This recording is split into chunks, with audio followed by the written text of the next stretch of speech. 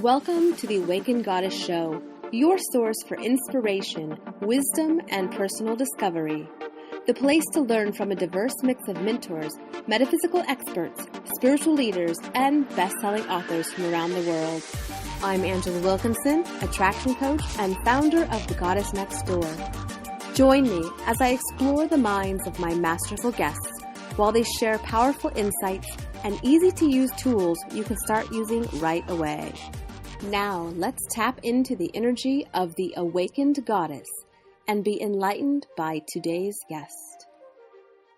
Hey everyone, I'm your host, Angela Wilkinson, and welcome to this episode of the Awakened Goddess Show. Janet Larson is the author of the award-winning book, My Diary Unlocked, Stories of Teen Girls Heal the Inner Adolescent of Our Soul, and its companion, Diary, The Answers Are Within. Janet has facilitated empowerment workshops and self-esteem enhancing trainings for audiences ranging from girls and women to management executives. Her message is to share her path of learning that the key to happiness arises from authentic self-acceptance. Today, Janet and I will talk about her inspiration to create My Diary Unlocked and her transformative tool to stay on course with our soul's truth. But before I talk with Janet, I'm thrilled to invite you to join Spark Society, your virtual home to nurture your spirit and soul. Spark Society is a monthly lifestyle subscription bringing you a gorgeous source of inspiration, thought-provoking information, and entertaining content mixed with a bit of magic to help you create and live a life you love. Each month, you'll get a themed collection of spiritual brilliance and amazing resources to explore different areas of your life and help you thrive. As a Society sister, you'll get everything you need delivered to your inbox, full of exclusive content coming to you from myself and your favorite Awakened Goddess Show guests. Each month, we will explore a metaphysical or lifestyle topic in a fresh, fun way, and you'll have the opportunity to connect with other fun, aspiring, spiritual-minded women like you. So come on over to theawakenedgoddess.com, click on the Join Spark Society button, and join us for just $1 for your first 2 weeks of subscription. See you there! Well, welcome, Janet, to the Awakened Goddess Show. I am so happy to have you here talking with me today about unlocking your empowered self. These are lessons from My Diary Unlocked. So welcome to the show. Thank you, Angela. Yeah. So I'm curious, how did you come to be inspired to create My Diary Unlocked? It's interesting. I grew up in an alcoholic home, so it was very dysfunctional, and I had low self-esteem through high school, and in my senior year, I kept a diary, and in the diary, I realized that there was a part of me that had a spark that really knew that there was more to life. For example, one of my diary entries was that I had gone to hear a speaker and that he talked about that we can create our own destiny and, by through things like affirmations or visualization and kind of the idea of what you get what you focus on. So focus on what you want. And I had never heard that before, but it was so freeing. And I always loved inspirational quotes. And so anyway, I went 15 years after high school. I did a lot of personal growth work. I went through therapy, a lot of yoga, meditation, both Western psychology and Eastern. I really like the balance. And 15 years after high school, I went to my storage unit and I found my old high school, that diary. So I hadn't seen it in this whole 15 years. And I sat down and I literally read it from cover to cover. And there were so many silly stories I laughed at. Some I cried as I mourned for that girl. And some made me totally cringe at how I thought and the things that, I felt about boys and everything else. but more than anything, I just had this feeling of compassion where I wanted to stretch my arms back through time and just give that girl a great big hug. Mm-hmm. I had learned so much more. Of course, it's a lifelong process, but how to start having compassion for myself. Yeah.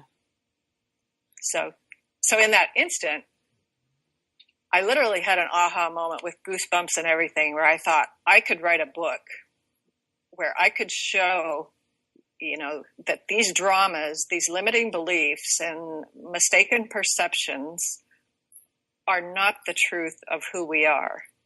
And then I could share some of my own tools for transformation. Gosh, I mean, how many of us have had a diary when we were younger, right? And really, I know myself, I've kept diaries or journals. Oh my gosh. I still have most of them. And I remember having them in middle school or definitely like early high school. And yeah, it's like going back and reading those things and hearing or seeing, like you say, our perceptions at that time and what we were struggling with or what we were going through and how that affected maybe our self-esteem or our self-image and ourselves as growing up into adults. And yeah, it's just, there's so much that we can gain from those things that we write in our journals and our diaries. So this is really cool that you took that and have created something from it. Yeah, and one of the things I really learned was that we're all connected. And I love a quote that I included in the book from the great psychologist Carl Rogers, that what is the most personal is the most universal. And in that, it's the deeper we can go into our own buried secrets and inner truth and bring it to the light of day so that we can heal it and share it with others. The more we realize the universality, the bond and connection that I know both you and I know that we have as human beings. Mm-hmm. Yeah. So how did you decide to kind of open this up and create, you said, an anthology, and also creating and getting diary entries from other people? Yeah. Well, it was interesting. And maybe one point I should make is when I first had that goosebump experience, that spark was with me, but I still lived in the practical world, and it's like I couldn't quit work and just start, or I felt I couldn't anyway. So I wasn't ready at that time. It wasn't until years later, and actually when I first had the thought, the internet was not even invited, just to give you a clue of how long ago that was. But once I really got serious and I saw I was plugged into everybody all around, I thought, wow, I could really use this technology to really enhance the scope and collect different perspectives and different dramas. Like I myself didn't deal with addictions, other than family related. Mm-hmm. I know so many girls and women suffer from eating disorders, and so I just started asking for diary entries that specifically and poignantly were pivotal in affecting the self-esteem that many times carried into adulthood, which is why, by the way, I feel like this book is written on two levels, both for mothers and daughters, or parents and daughters, and also for every inner adolescent within all of us, and the inner mentor that we have. Yeah. But anyway, so getting back to the anthology, so I just started spreading the word, and people started coming. Now, some people did say, "Are you crazy? Do you think anybody is actually going to share their diary entries? how insane. Mm-hmm. But then there were others who said, oh, wow, you just gave me goosebumps. If I only knew when I was a teenager that I wasn't alone, or that everybody else was so self-conscious, or wondered if they were enough, or wondered if they made a difference. Just that whole self-identity crisis that really starts after many of us have what I sometimes call a preteen level of confidence, when our hormones start kicking in and our bodies start changing. And the thing is, if we make those mistakes, or if we do make mistakes, or if we're told from the outside things about us, whether we're bullied or have our own negative thoughts, then, like I said, we do carry those on. Mm-hmm. Yeah, it's well, and I love that quote that you have in the book, because having, those parts of ourselves that we're ashamed of, those parts that we keep really private and we don't want to share with anyone, right? Those dark inner secrets that we think we have to hold close. It's just fascinating how we're all carrying something. And to create this platform where you give people a place to go and really, like you say, recognize that we're all connected and we're not alone. There are other people that have experienced this, and they have become, become more empowered through the process that they maybe have gone through to heal this part of themselves. Right. And I think, of course, one of my biggest icons I have is Anne Frank. And she wrote in her diary, I want to write, but more than that, I want to share the secrets buried deep within my heart. Mm-hmm. And, this girl was 13 when she started writing, 15 when she died. And she knew the power of releasing those thoughts. And it also reminds me that one thing I feel fortunate is, because the women who did participate, the majority of them who contributed their diary entries, also were willing to write reflections on how they overcame the issues. So the book is very inspirational. I mean, it definitely gets into the depths of the dramas, because I feel like that's the point where we really connect, that allows us to experience the empathy. Yeah. But it's very inspirational in that we can see a way out, and we learn the ways from these other women.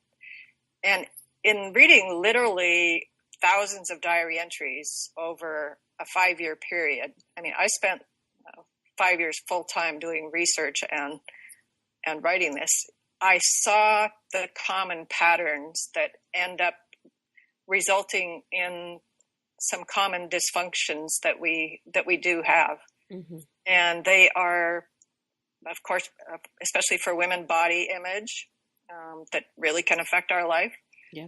Issues with relationships, where, if our mothers and our fathers do not model, or even our teachers in society don't model the good qualities, the good values, we don't experience that. Mm-hmm. Yeah, so we're not able to really have a model for a good, healthy relationship. Right. And just another quote came to my mind, and it's regarding bodies, is by Gloria Steinem. And she says, whenever a woman walks by a mirror and criticizes herself, there's a girl watching. And I really recommend, and any mother who's out there listening today on Mother's Day, or may reflect on their own childhood, to really be mindful of honoring your daughter and taking responsibility for any role that any one of us, that you or any one of us has. A lot of times it's too easy to point at the media and point at advertising and social media and TV shows to say, look at what they're doing to destroy our girls' self-esteem and make them objectify their sexuality. But we have to think within our own hearts, because, what I learned is what we model is more important than anything. Girls, action speaks so much louder than words. And, so I recommend people, if they feel overweight, that they don't use, I say fat is an F word. Don't ever use the word fat. It has a negative connotation and derogatory, and I would rather people focus on health. Dr. Oz says there's a certain measurement around your waist that in order to be healthy and help prevent heart issues, that to monitor that. So, think about a healthy heart and not I'm fat, which too often gets into I'm fat, I'm unworthy, I'm worthless, I'm ugly, nobody's going to love me, and that whole drama.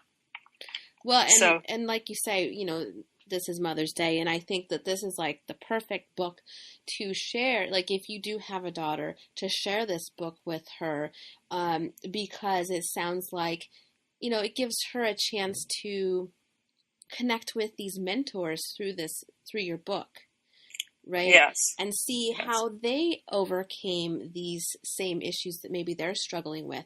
So whether we all have that inner adolescent inside that we need to heal. And so it sounds like really for all women, this is like something that we can all resonate with. And it'll speak to whatever part of our adolescent or our inner child that isn't healed yet, and can really help support us in that journey of healing that part of ourselves. That's right. And you just reminded me of a message I received from an 82-year-old woman who read my book. And she said, and by the way, she had been an avid reader throughout her life. And she said, I haven't told that many people this, but I got married when I was 20, and within a year, my husband committed suicide. She said, and I've carried that with me for 62 years. And this is the first book I've read in your chapter on dealing with death and how to process that grief, that I have been able to forgive myself. Oh, wow. That's very powerful. Yeah. And I feel fortunate that there were a lot of leaders in the human potential field, who were willing to see the powerful messages in this book and contributed their own insights and allowed me to include those. So there's almost like an anthology also of experts, including expert commentary. So there's my own narrative, and then I have people like Jack Canfield, who wrote this Chicken Soup for the Soul books, sharing what's called the total truth process, to go through the layers of hurt and sadness and anger and resentment and start getting to the level of feeling and ultimately forgiveness. And I have a lot of processes like that in the book. Yeah. So it sounds like a really fantastic kind of do-it-yourself healing journey that you can take yourself on with your book. Right. And speaking of journey, when I realized in the first chapter, I told my story, because I want to model what my message is, to really just become vulnerable. And when I went back and reread it, it's really basically, what Joseph Campbell calls the hero's journey. That's a very common theme throughout history, where we have a challenge, we have a dark night of the soul. We have the goal to overcome those issues. And a few times we move forward and a few times we fall back. But eventually we, receive the gift, so to speak, or we learn the lesson. And then we're at the level where we can go out and share that message. So, I feel called to share this message. And I was extremely nervous when the book first came out, even though I had been the advocate of getting people to share their stories. I mean, even when I would be sitting in doctors' offices as I was in the lobby waiting to get in, or sitting at Starbucks and writing, people would say, "What are you doing?" And I'd say, "Well, I'm writing a book based on real life diary entries." And I had so many strangers in those settings just all of a sudden tell me a deep, dark secret from their past and said, "Wow, I can't believe I just said that. I've never told anybody that." Yeah, that's awesome. So you're like creating this movement, has like its own energy about it. I'm glad you said that, because that's exactly my goal. I feel like our whole society has been tipped out of balance far too much in the love of power. And I feel like I want this to be a movement for us to get real, because ultimately it's the old saying, the truth will set you free. And when we honor our truth and we share our truth, we can move from that love of power to the power of love. Mm-hmm. And I think our society really needs the more, what I consider the feminine qualities, which can be included in both men and women, but they are compassion, empathy, and understanding. In my book, I have about 30 acronyms, which I call secret keywords. Oh, cool. I love acronyms. Yeah, and very powerful. And by the way, I would love to share with any of your listeners, if they would like to get a download of those 30 acronyms.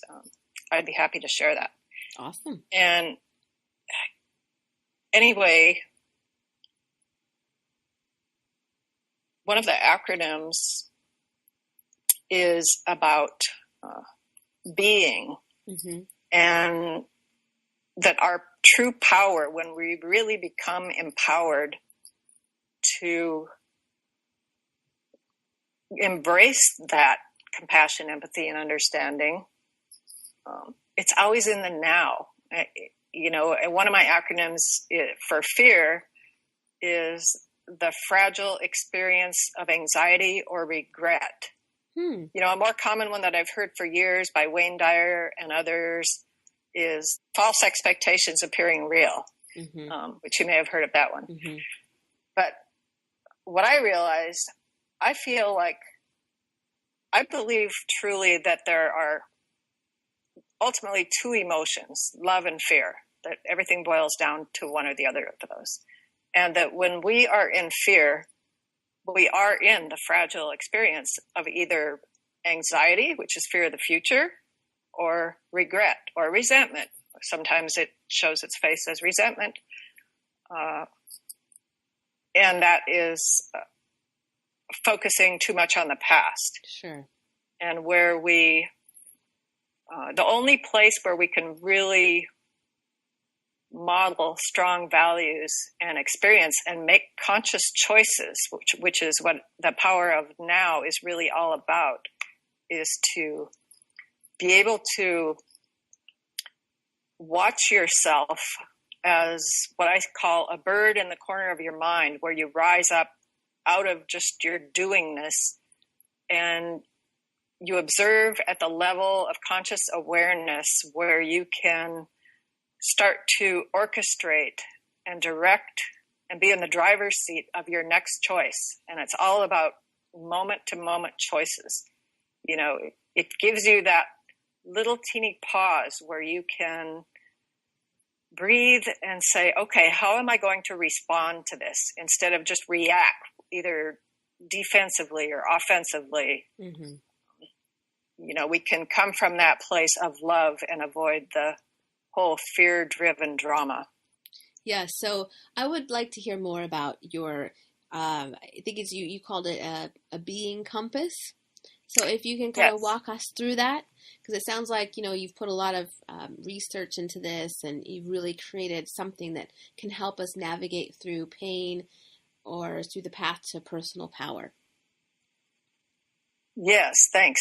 I call it the Freeing Your Being Compass. And I'm actually starting workshops now where women's empowerment workshops on going through this compass, which is really simple, but there's so much power in it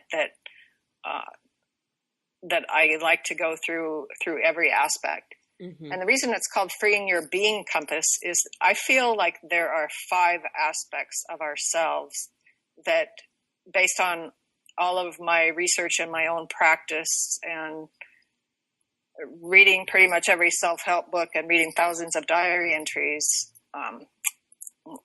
the practice of, like we've already been talking about being, mm-hmm. and these 5 aspects are basically like a holistic, it's a holistic view, like mind, body, spirit. But the reason I have 5 is because I have found I wanted to call out a couple of specific ones that have really made a difference for me in navigating mm-hmm. through to experiencing more moments of peace and fewer moments of anxiety and chaos, which I think is the ultimate goal. Mm-hmm. I think once we have 100% of our moments be in peace, I don't know if we'd still be here or not. Because I believe our goal is to learn lessons of love, and peace. So what is being? What does that acronym stand for? The B is for body. Too many people feel like, because of all this indoctrination, they feel like they are their bodies. And my message through that is to really come home to a recognition that our bodies are conduits. They're conduits of our soul, and they're conduits of the message and the life and spirit that energizes us. And when we honor our body as that, it's so powerful in working together with all of the other aspects. The next one is emotion. When you say, I have a gut feeling, so what is that? Where are you feeling it? Mm-hmm. In your gut, right? So our bodies are receiving these signals. Ultimately we are an energy field of vibration. And my husband's an electrical engineer, and so he's very left brain, but he has done an excellent job of teaching me about just the whole quantum physics level of how we are magnets to what we think and everything else. And so our emotions, in that aspect, what I teach in that session is that we need to remember that we have feelings, but we are not our feelings.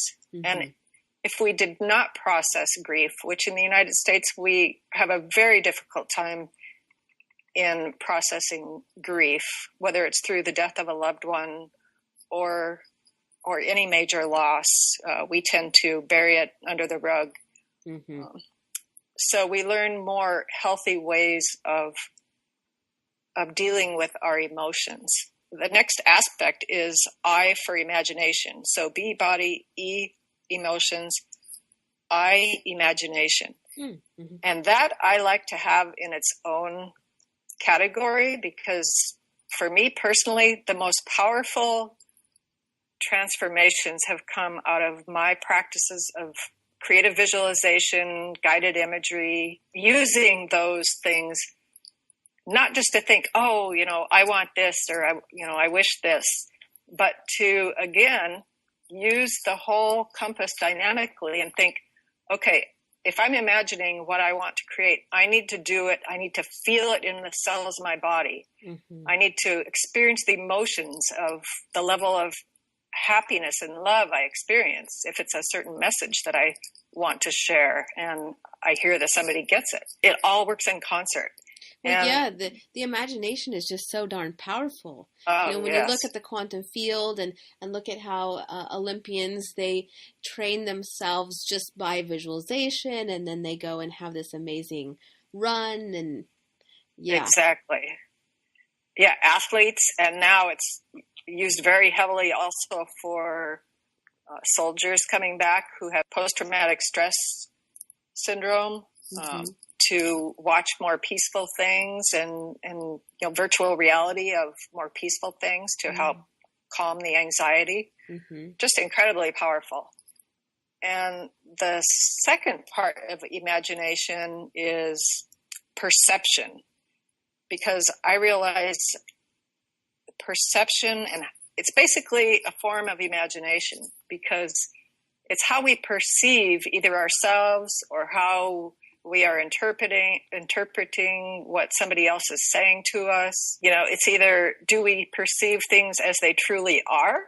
And in that case, if the answer is yes, then we are aligned with the truth, and we are aligned with what I call the soul self, which is at the core of the entire compass. It's the unchanging axle that is in the present moment and centeredness. Or is it a misperception where we interpret things the wrong way and then we spiral into the fog of fear, as I say? Just really quick, I meant to mention that if you're listening to this as we're going through, on the show page there is a diagram there. So if you haven't seen it yet, just make sure to pop over to Janet's page at theawakenedgoddess.com, and then you'll see each of it's like a beautiful diagram that she has there. So I'm sorry, go ahead. Thank you. The N in being, BEIN, is for natural self. And that's basically, okay, we've become grounded in our bodies. We've moved to the level of emotions and recognize that we filter through emotions and we have them and we experience the lessons that they are there for. And then we become the creators of our destiny through our imagination. And the natural self is when we begin to act with our intention through our behavior on what those destinies are that we have envisioned that we're creating. We express that best part of ourselves. Yeah, can you give an example of that? Yes.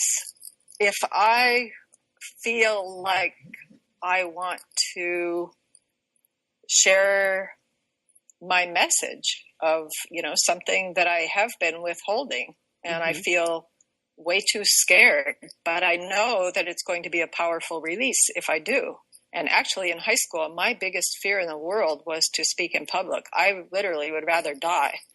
And I did a lot of work with the visualization and changing my perception, and a lot of grounded work, like going through Dale Carnegie and Toastmasters and everything else, because I thought I have a message to share.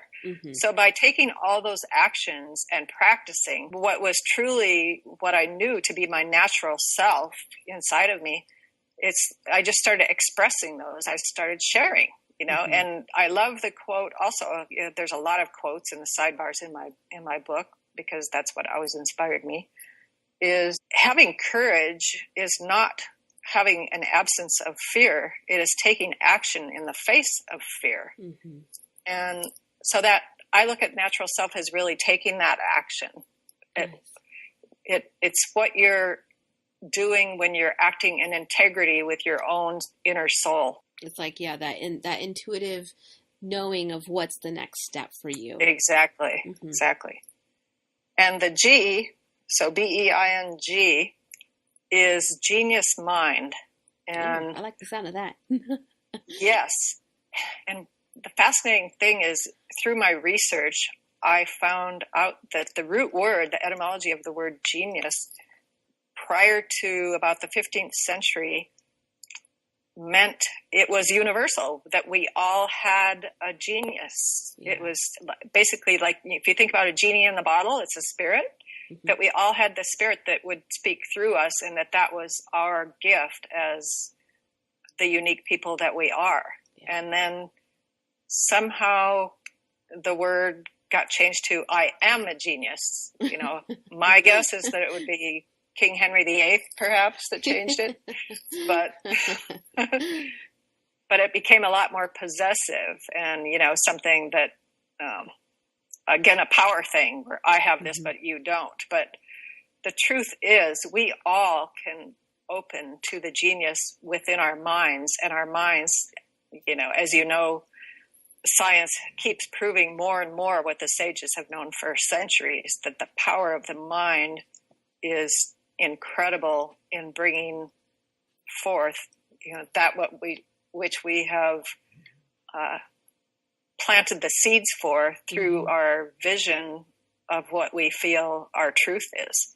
Yeah. And I'd like to say when we have those desires, it is the desire and the willingness and all of that I think, if when we listen to it, that's what our calling is. And so that's why I like to go around the wheel, and then you continually go around and around in all areas, and paying attention to the details like that, and then noticing if our perceptions are off or run, and how we respond to that. Yeah. Yeah, because it seems like, especially in relationships, how often we tend to kind of pick up on the negative pieces and then kind of spiral down that way versus, checking our own perception and, is this really what the situation is, what's really happening, or am I feeling activated by something? So, yeah. Right. We have to learn not to make assumptions, to gather more information. And, well, and it seems like the more we can tap into going back to the genius mind, and the soul self, it seems like, as we move through this wheel, the compass, and we get to that point, it's like, I don't know, when I think of, I believe that we are all, like you say, a genius. We all have brilliance within.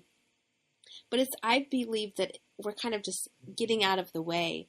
And as we're allowing source energy to move through us, and we are like we're the messenger. And, and it's like how we're perceiving and how we're sharing and how we're allowing that energy to come through us, that we're, that we're allowing that energy to come forth. And so I just love how this all kind of comes back to, the more we're able to move through the compass and tap into that genius mind and then our soul self, how we can, that can be really transformational. Yeah.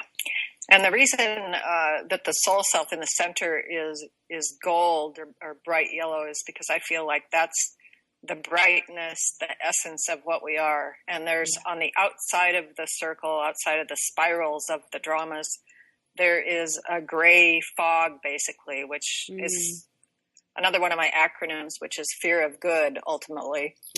And it's when it's that fog is basically the illusions, to the barriers that you're talking about. We put up these barriers, and that our ultimate goal is just to let in, to breathe in truth and breathe out trust, and to let that fog dissipate, break down the barriers to the truth of who we are, which is the true soul and essence of love.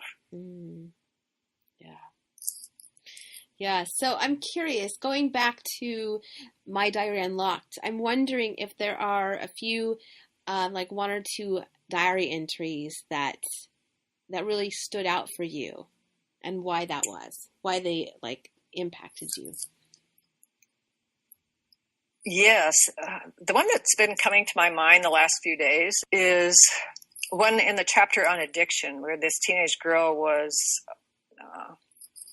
trying to numb out from alcohol to deal with her pain. Mm-hmm. And that is, my mind is now medicated, a Band-Aid over a deep wound.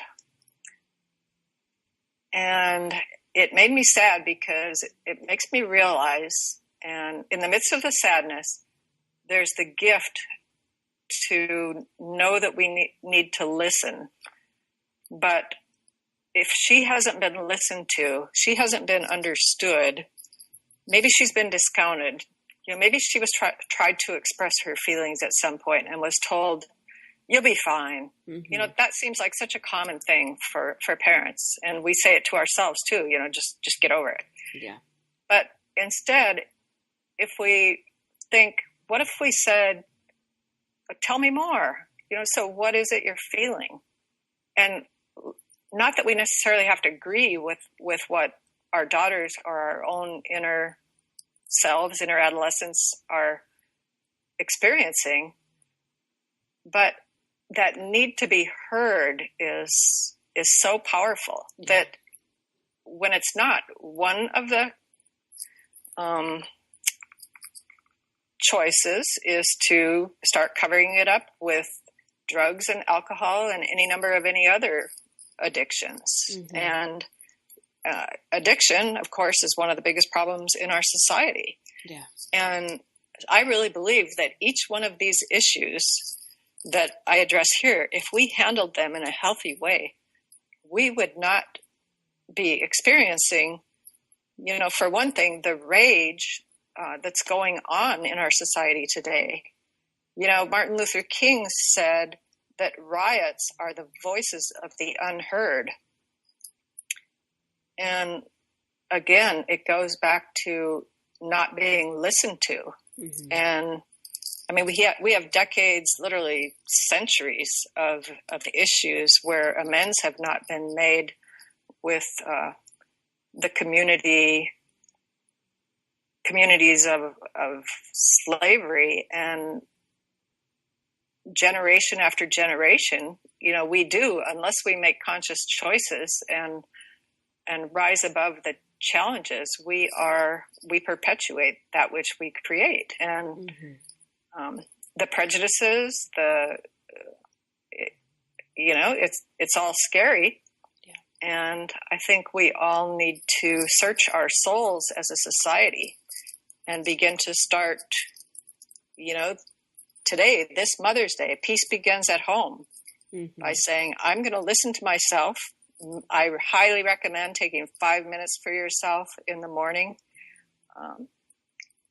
Even if it's just going and sitting in your car for a few minutes. I know when I was raising my daughter, when she was younger, it was difficult to even get 5 minutes in the morning. Yeah. But it really helps, sets that compass, that navigation for the day, to be more on purpose.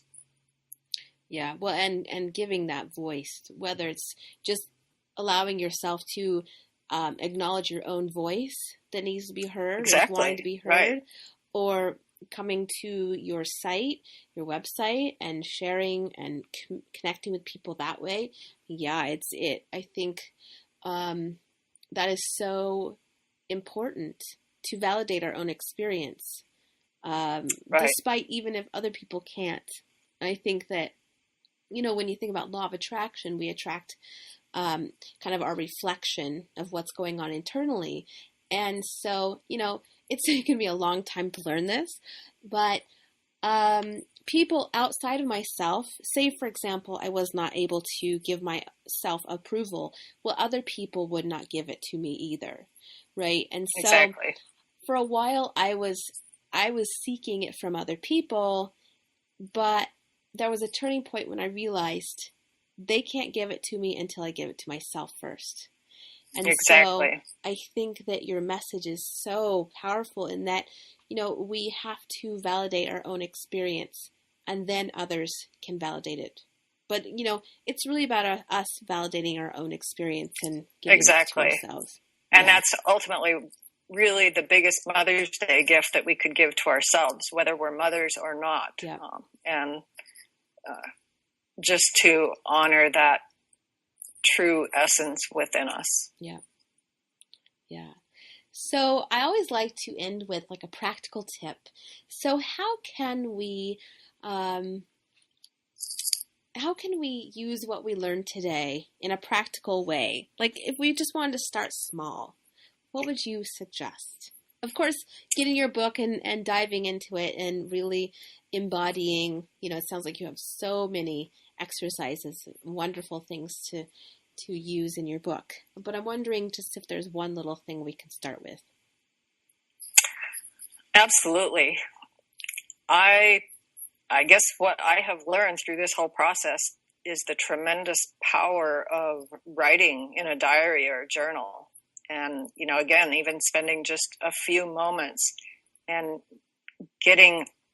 letting out on paper. There's something about getting these things in written form that brings them literally, into the form of the physical world that we can start to heal. There have been studies after studies that show that people heal much faster when they have been writing through their traumas and dramas. And not even if you're going through something difficult at the time, but just to share. Gratitude is a huge one. Gratitude is said to have the same vibration and frequency as love. So if it's a gratitude journal, to write down 5 things that you're thankful for in the day. Mm-hmm. And it is tremendously powerful. Yeah. Yeah, that's great.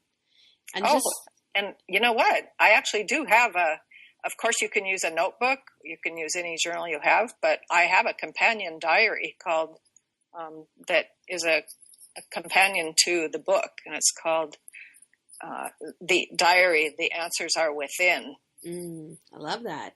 And that's also available on Amazon and on my website. But cool. What I like about this one is I have put at the top of each page an inspirational quote that ties in with each one of the 5 aspects. So we can spend a few seconds or minutes, depending on the time, to think and maybe focus. Which aspect of my being am I going to honor 100% today? If ideally all, but perhaps focus on one at a time, and write that down. Yeah. Yeah, and I think giving yourself permission just to start small, because I know that that starting to journal for people that have never done it before can feel really overwhelming, and like absolutely, it's like, oh my God, I don't know what to write. And the cool thing is there is no right or wrong way to do it, and just allow whatever comes out to come out, because that's what's supposed to come out. And totally. You can do like a dream journal. You can do a gratitude journal, as you say. Sometimes I just like write down questions and kind of work through my own thoughts. I tell you, one of the hardest things I've tried to start is a success journal. Oh, sounds great. So I say, if you're an avid journaler, or you want to kind of take it up a notch, and you have trouble acknowledging your own successes, then create maybe a journal just to write down a few of your successes every day, or just every week, and see what kind of experience that brings up for you. But yes, and I totally agree with, not saying, okay, I need to write 5 pages or even 1 full page. Yeah. If it's the idea of starting small. And this is, if you set a goal for an exercise program or anything. I know when I used to run, I was living in Eugene, Oregon, and everybody runs there. And I did feel the value of running, but some days it would be pouring down rain, and people still run in the rain. Yeah. But well, it is Oregon. Okay, I really don't feel like going, but what I'm going to do is put my tennis shoes on and just go walk to the end of the sidewalk, and I'm totally free to come back in at that time. And, a good percentage of the time, once you get to that point, you keep going. Yeah. And if you don't, that's okay too. You say, you know what? That was my agreement. And just say, so if I write down 3 things that I'm grateful for, or 3 successes that I've had today, because I love your idea of writing successes, because it's a great confidence builder. Mm-hmm. I've led self-esteem workshops for Girl Scout troops, from daisies through brownies and Girl Scouts. And one of the exercises that I always have them do is write 3 accomplishments that they've done, like learn how to ride a bike, and then use that to say, okay, so just focus on that for a while and think about how it was before you were able to do that, or before you were able to write in cursive. That's a big one for like 3rd graders or whatever. Mm-hmm. And now you have this skill that you didn't imagine having, and you were really scared to think about learning to ride a bike without training wheels. And just use those successes as confidence builders and stepping stones to have more courage to take more action in the future. Yeah. Well, and on those low days, you can go back and say, yes. Oh, wow. Yeah, because how often, I swear, I forget that I've done as many things as I have in my life until I will sit down and write them down. It's like, whoa, who's that person? Yeah, right. So I love this, that everything that you're doing and everything you've put out there. How can people find out more about you, and how can they connect and take action and move forward here? Well, I do have a Facebook page, My Diary Unlocked, and my website is My Diary Unlocked. My Twitter is My Diary Unlocked. Good, you're easy to find. The books are available either on my site or on Amazon. And I am doing workshops right now. I'm doing locally throughout San Diego or Southern California area right now. I'm doing house parties or book clubs where I go for an hour and a half and talk about it. But I'm also launching a series of the 6-week workshop, which eventually over the next year will become an e-course. Cool. But I would love to have you join me on Facebook and check out my website and contact me. Mm-hmm. There's a contact button on the website, if anything has touched you. Yeah. And are you accepting submissions right now? Diary entries? Yes, I would love to continue to receive diary entries.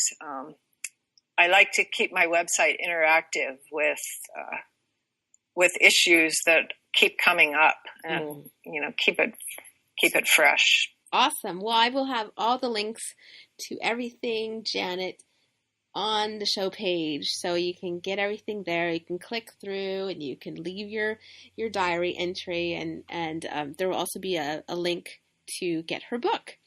So, gosh, well, thank you, Janet, for joining me today. This was really cool. Really cool to talk to you about. Thank you so much. Just love talking with you. Awesome. And now I'd love to hear from you guys. The most awesome discussions happen after the show over at theawakenedgoddess.com. So get yourself over there and leave a comment right now. Did you enjoy this episode? If so, subscribe to the show. And of course, it would be absolutely amazing if you shared this with all of your friends. And if you want even more incredible resources, join Spark Society to get all of the amazing gifts from this month's guests. And until next time, goodbye, everyone. Thank you for listening to this episode of The Awakened Goddess. I hope you enjoyed today's show and took away something you can start using in your life right away. For more spiritual insights and to listen to more episodes, subscribe to The Awakened Goddess Show at thegoddessnextdoor.com and discover wisdom that'll change your life.